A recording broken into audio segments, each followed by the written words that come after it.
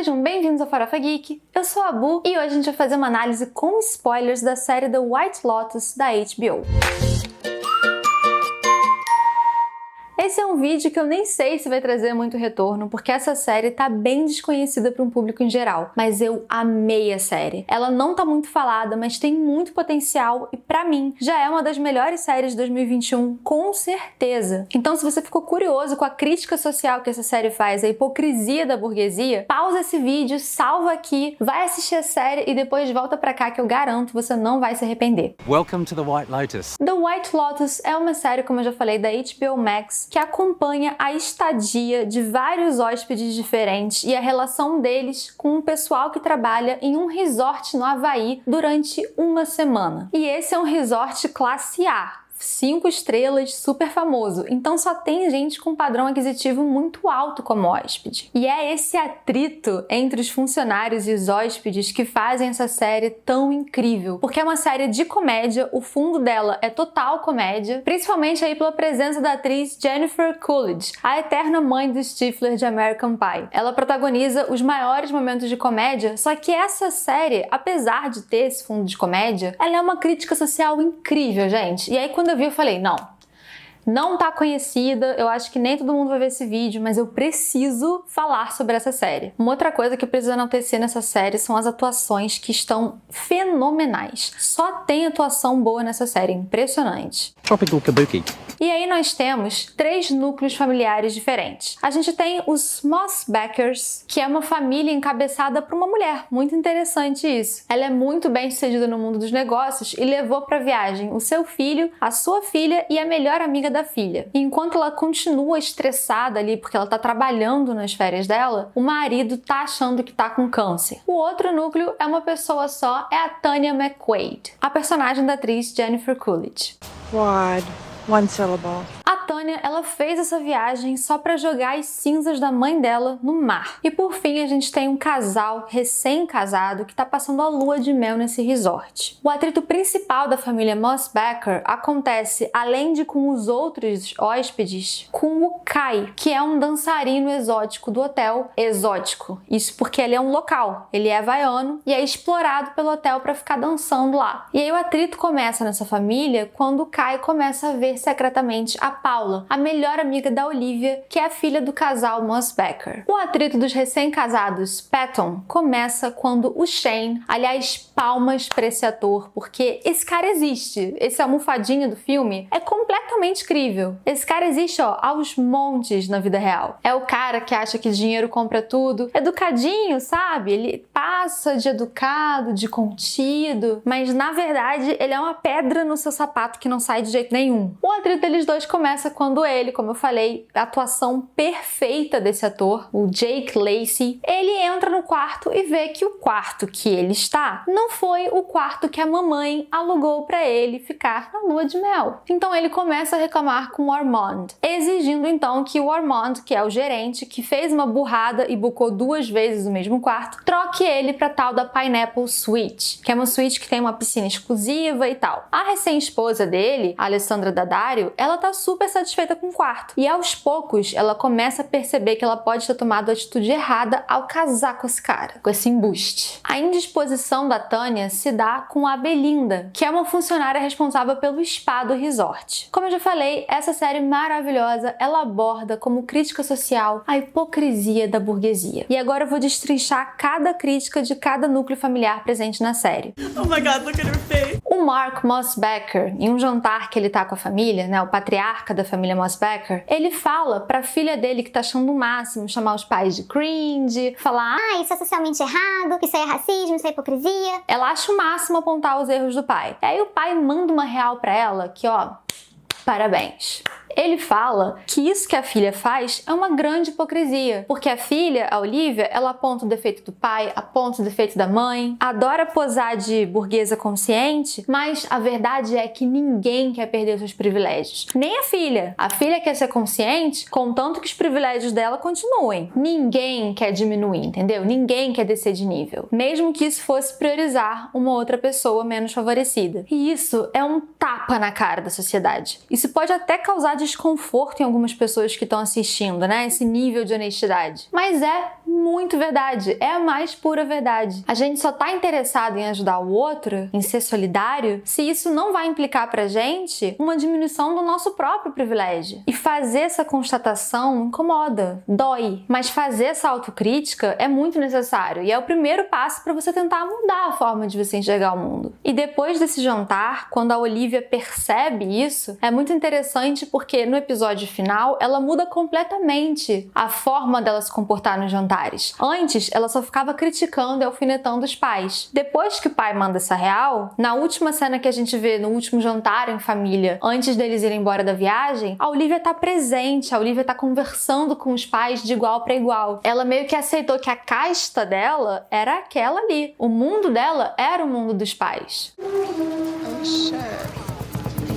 Vamos falar agora da Tanya McQuoid. A Tanya, inicialmente, ela parece uma mulher super legal. Afinal de contas, ela que fala pra Belinda que a Belinda precisa ter um negócio próprio e que ela vai ajudar financeiramente a Belinda porque a Belinda merece. Ela é uma ótima profissional. Só que, na verdade, a Tanya estava interessada em ser a salvadora da Belinda não porque ela era solidária de verdade, mas para benefício próprio. Ela era uma mulher extremamente insegura e muito solitária. Porque, claro, ela tinha diversas questões ali dela. Então o que ela estava fazendo, na verdade, era comprar a amizade da Belinda com uma promessa de ter um negócio próprio. Ela não queria efetivamente ajudar a Belinda. Ela só queria uma amiga e achava que pra Belinda ser amiga dela, ela precisava dar um negócio pra Belinda. Só que a partir do momento que a Tanya conquista um boy, depois que ela fisgou o boy dela, ela não precisava mais da Belinda, porque a carência que ela sofria foi preenchida por esse namoro. Então o que aconteceu foi, a Belinda, ela não tinha esse sonho, porque ela não se permitia sonhar. Ela sabia a vida que ela tinha. Então ela estava conformada em trabalhar no spa. Ela estava completamente conformada quando ela conheceu a Tanya. Só que a Tanya chegou e implantou nela esse sonho que ela já tinha deixado totalmente adormecido, porque ela nunca achou que o sonho poderia virar realidade. Então a Tanya foi, iludiu a Belinda, prometeu que faria um negócio com ela e depois foi embora do Havaí e deixou a Belinda literalmente a ver navios, porque a última cena que a gente tem dos funcionários são eles dando tchau, vendo o navio dos hóspedes sumir no horizonte. Tudo para repetir tudo de novo, todo o processo novamente, com novos hóspedes. Então a Tanya posou de salvadora, implantou um sonho na Belinda e depois esmagou esse sonho.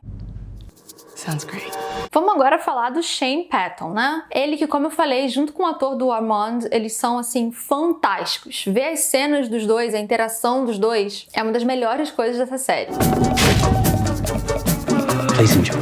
O Shane é uma almofadinha que existe, como eu falei, aos montes no mundo real, que tudo que ele quer é a bodega da suíte Pineapple. E mesmo quando ele consegue a bodega da suíte, ele continua querendo alfinetar o Armand. E aí você vê como uma pessoa consegue ser tão tóxica que o Armand, ele fala pra gente no início da série que ele tava há 5 anos sóbrio. Ele era alcoolista, ele tinha problema com drogas, tinha um vício, mas ele estava sóbrio há 5 anos. E aí chegou esse hóspede, o Shane, e pôs tudo a perder. O Armand começou a se descontrolar, ficou muito estressado, começou a usar drogas, roubou as drogas da Paula e da Olivia, né? Começou a usar, começou a beber muito, fez várias escolhas erradas e no final das contas, pra se vingar, em uma atitude que eu achei tudo a ver com aquele filme Parasita do Bong Joon-ho, ele vai pro quarto dos Patton, né, do Shane e da Rachel e defeca, né, faz cocô na bolsa do Shane, nas roupas do Shane. Só que o que ele não sabe é que o Shane tá voltando pro quarto. E aí o que acontece é que o Shane, sem querer, realmente foi sem querer, ele mata o Armand. E aí o privilégio da burguesia ataca novamente porque o Shane,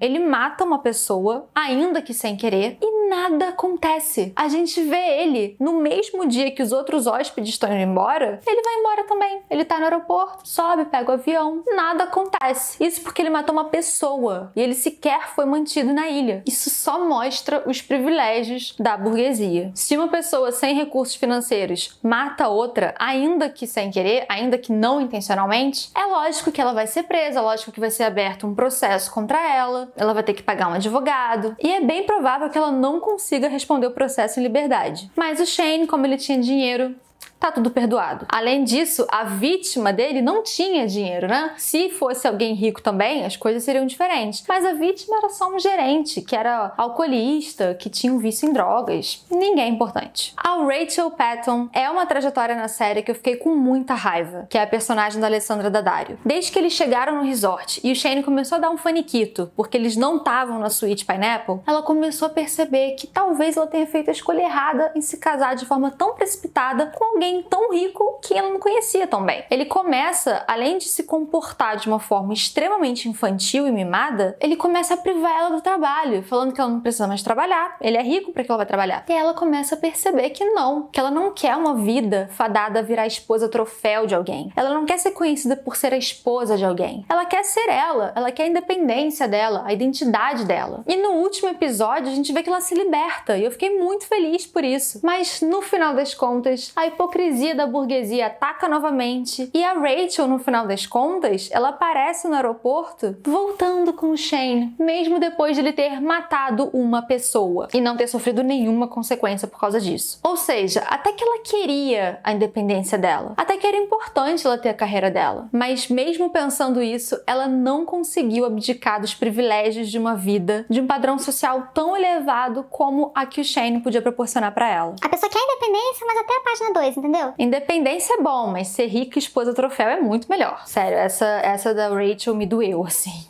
Fiquei com raiva. Agora, a personagem que mais me deu raiva nessa série é a que eu vou falar agora. É a Paula. Gente, a Paula, não sei nem por onde começar. Primeiro que a menina tinha trocentas questões, né? Ela tinha uma questão para qualquer coisa que ela precisasse fazer. O que eu interpretei como uma forma de sátira, né, aos problemas da classe social elevada, mas eu também achei um pouco problemático, porque pessoas têm sim ansiedade, pessoas têm sim depressão, elas têm todas essas doenças. Então nem sei se a série foi muito boa nisso, de fazer um retrato tão odioso assim desses problemas, mas eu interpretei como uma sátira, eu acho que realmente foi essa a intenção. Mas fato é que a Paula começa a mudar o comportamento dela e a gente até começa a ficar mais empático com essa personagem depois que ela começa a ver secretamente o Kai, que é o dançarino lá da ilha. E ela descobre que o Kai, ele se submete a isso para ter dinheiro, mas na verdade esse resort, né, esse complexo, ele comprou as terras dos nativos e agora os nativos não podem mais viver da forma que eles viviam antes. Então a Paula bola um plano para que o Kai consiga pagar um advogado para reconquistar as terras dele. E isso envolve roubar as joias da família Mosbacher. Só que o plano sai pela culatra quando a família decide voltar mais cedo de um passeio de barco e pega o Kai no flagra no quarto com as joias na mão. O que acontece é que o Kai é descoberto e é preso. Consequentemente, a vida como ele conhece acabou. E aí a Paula, você acha que a Paula confessa que foi ela?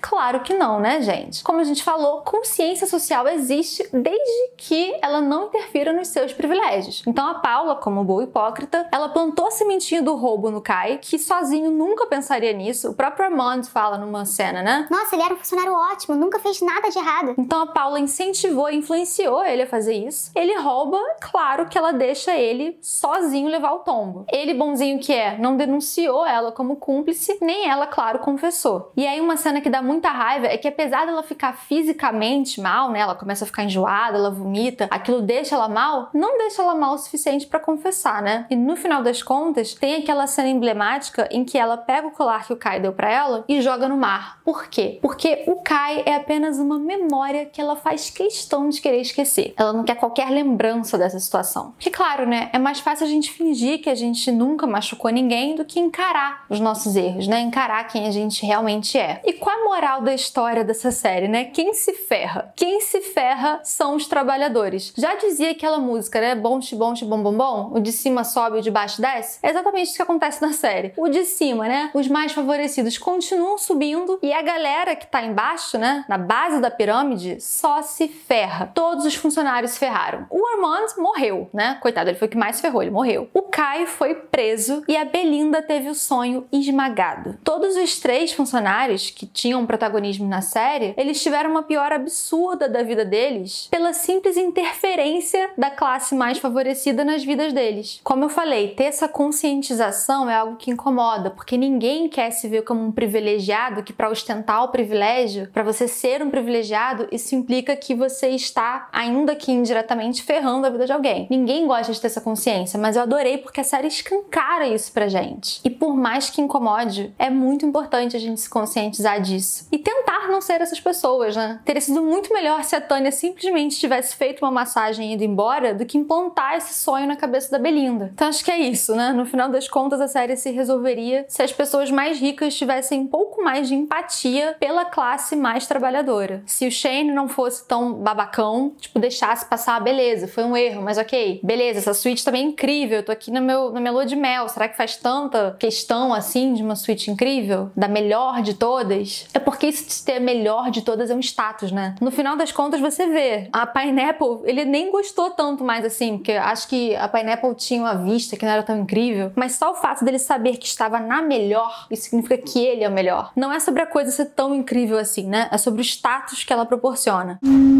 Mas enfim, essa foi a nossa crítica com spoilers sobre essa série maravilhosa chamada The White Lotus. Se você ainda não assistiu, corre lá que vale muito a pena. Eu quero saber a sua opinião. O que você achou da série? Você acha que tem alguma outra crítica, alguma coisa que eu ainda não falei? Deixa aqui nos comentários. E se você curte análises além do óbvio e mais profundas sobre as obras da cultura pop, já se inscreve aqui no canal e assina o sininho de notificações. Porque aqui a gente adora falar sobre coisas além do óbvio. Um beijo e até a próxima!